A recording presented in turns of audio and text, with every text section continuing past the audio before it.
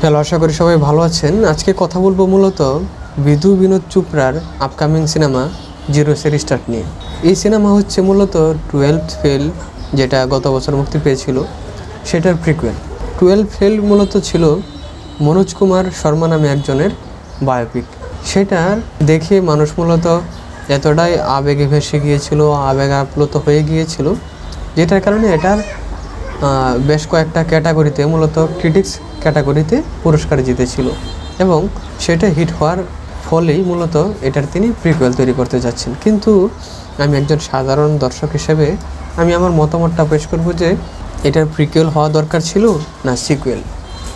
দেখেন, একটা কথা হচ্ছে যে আমরা কিন্তু 12 ফেলের মধ্যে বুঝে গেছি যে মনোজ কুমার শর্মা অর্থাৎ বিক্রান্ত মাসি যে ক্যারেক্টারটা করেছে মনোজ কুমার শর্মার বায়োপিকটা, সেই ক্যারেক্টারের স্ট্রাগল কীরকম ছিল, সে কীরকম লো ফ্যামিলি থেকে উঠে এসে একজন পুলিশ অফিসার হতে পেরেছিল, সেই স্ট্রাগলটা। এবং আমরা এটাও দেখেছি যে তারা খুবই দরিদ্র লেভেলের ছিল, যাদের ভালো কোনো জব পাওয়ার মতন যে সক্ষমতা ওটা নেই। অর্থাৎ তাদের পড়াশোনা চালিয়ে যাওয়ার জন্য যে অর্থনৈতিক সক্ষমতা দরকার, সেটা তারা পড়াশোনার পাশাপাশি সামাল দিতে পারে না দারিদ্রতার কারণে। আর সেটা কীরকম দারিদ্রতা ছিল এবং কীভাবে মনোজ কুমার শর্মা পরবর্তীতে একজন আইএএস অফিসার বা পুলিশ অফিসার হয়েছিল, সেটা আমরা সিনেমাতে দেখি। এবং সিনেমাটা একটা ইমোশনাল সিনেমা হওয়ার কারণে মানুষ এটার প্রতি আবেগ আপ্লুত হয়েছিল এবং সিনেমা হিট হয়েছে।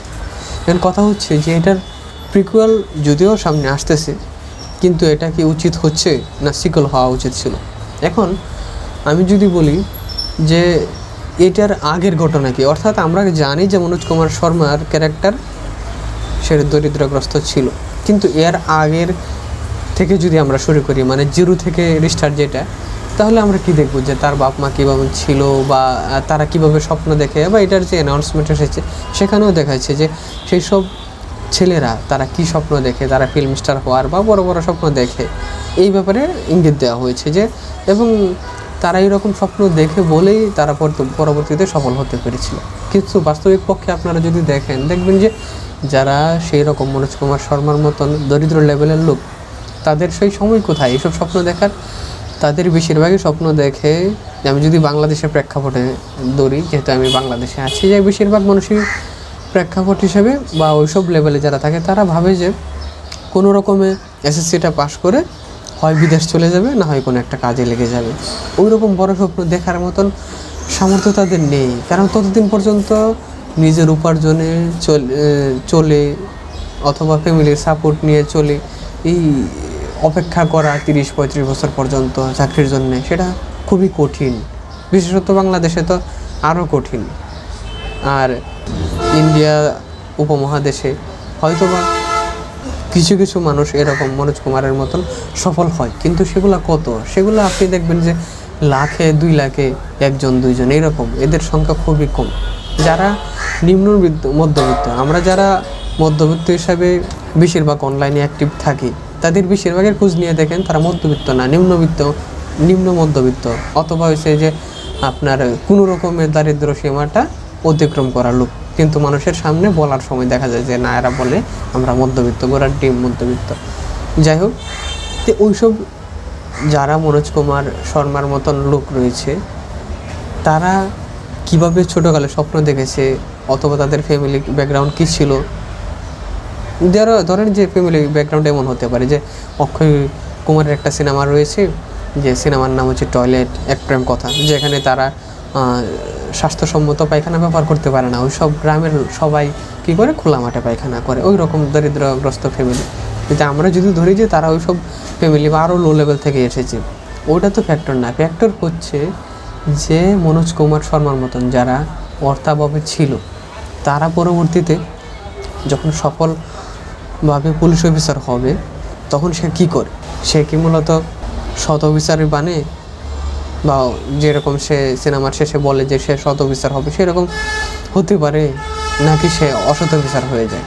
বাংলাদেশে একটা সময় গিয়েছে যখন কাবিলা জনপ্রিয় ছিল। কাবিলার জনপ্রিয়তার সময়ে দেখা গেছে যে কাবিলাকে দেখেই মানুষ বুঝতে পারতো সে একজন অসৎ পুলিশ অফিসার হিসেবে সিনেমাতে থাকবে, অথবা পুলিশকে দেখলেও মানুষ মনে করতো যে সে কাবিলার মতন অসৎ পুলিশ অফিসার। আর বাংলাদেশের এক সময় বা অনেক পুলিশই এরকম অসৎ থাকে বা অসৎ এখনও আছে। তেমনি মনোজ কুমার কি পরবর্তীতে অসৎ ছিল বা হয়ে গেছে, নাকি সে সৎ থাকতে পেরেছে, অথবা সে যদি সৎ থাকে বর্তমানে তাহলে সে কীরকম বাধার সম্মুখীন হয়েছে রাজনৈতিকভাবে বা প্রশাসন থেকে, তার উপরের লেভেলের লোকজন থেকে কীরকমভাবে সে বাধাগ্রস্ত হয়েছে, বা কিভাবে সে অর্থের লোভ সম্বরণ করেছে, এসব নিয়ে সিনেমা করা উচিত। কারণ এই জীবনটা তেমনি স্ট্রাগলের জীবন, কেননা সে এখন তো আরও বড় বড় বাধার সম্মুখীন হবে। মানুষ যারা নিচে থেকে উপরে আসতে চায় এদেরকে সমাজের মানুষ খুব সহজে উপরে উঠতে দেয় না, অনেক স্ট্রাগল করতে হয়। সেই জায়গায় পুলিশের তো স্ট্রাগল করুক আর না করুক, তার যেটা করা লাগবে সেটা হচ্ছে অর্থের লোভ বা টাকার লোভ সম্বরণ করা। সেটা কি সে আসলে পারবে নাকি নাও পারবে, না পারতে পারে।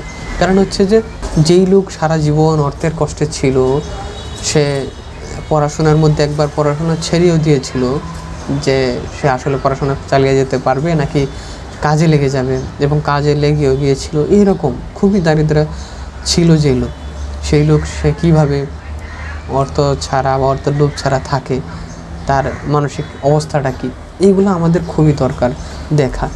এবং এগুলো দেখলে হয়তো বা অনেকে মানসিকভাবে স্ট্রং হবে, যদি সেটা পজিটিভ হয় যে না আমরা এইভাবে সৎ থাকবো।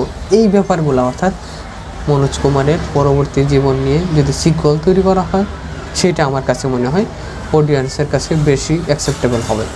দেখা যাক তারপরে কী হয়। এখন বিনোদ চোপড়া গত বছর তৈরি করার পরে এখন তৈরি করছে 0 রিস্টার্ট। তবে অডিয়েন্স কতটুকু গ্রহণযোগ্যভাবে নিবে ব্যাপারটা, সেটা একটা দেখার বিষয়। তবে আমার কাছে মনে হয় যেটা সেটা হচ্ছে এটা সিকুয়েল আসলে ভালো হতো, যেহেতু তারা এটার কাহিনীকে নিয়ে আগে পিছে সিনেমা তৈরি করতে যাচ্ছে। তারপরে দেখা যাক কী হয়। তবে আমি আশা রাখবো যদি এটার সামনে আর কোনো কিছু বানায় তাহলে সেটার যেন সিকুয়েল বানায়, সেটাই দর্শকের কাছে বেশি গ্রহণযোগ্য হওয়ার কথা। এই ছিল মতামত আজকে, তাহলে পর্যন্তই। সবাইকে ধন্যবাদ।